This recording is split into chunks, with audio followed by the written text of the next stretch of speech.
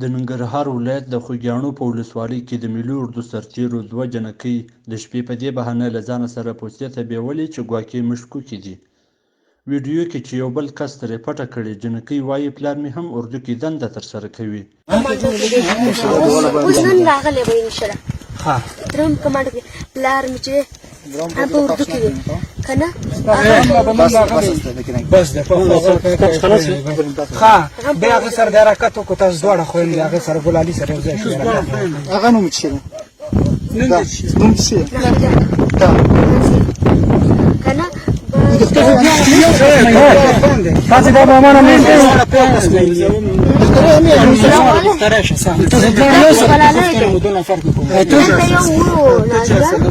ګلالي سره دغه پوښتې هغه کماري پوښتې چا سره سي او لکې پوښتې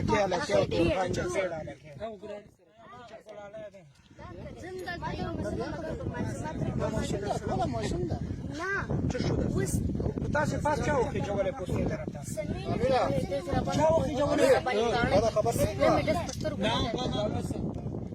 دوی چې دا خبره واوري سمدستي زنانو ته اخطار ورکوي چې له دې راز څوک خبر نشي.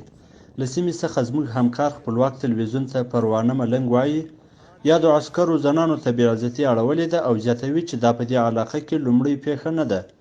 څو واره نورې هم داسې پیښې شوې دي، شکایت مو کړی، څوک مو غږ نه اوري. دا پیښه په داسې حال کې رسنیزه کیږي چې په وار وار رسنیو کې نورې هم دې ته ورته پیښو ویډیوګانې نشر شوې دي. خو په نړیواله سطحه سره افغان حکومت کې د دندې په مهال له ښځینه کارکوونکو سره یا هم پوستو ته د نږدې علاقې ښځینهو سره ورته چلونه کیږي. د خپلواک تلویزیون همکار زلمی خالد.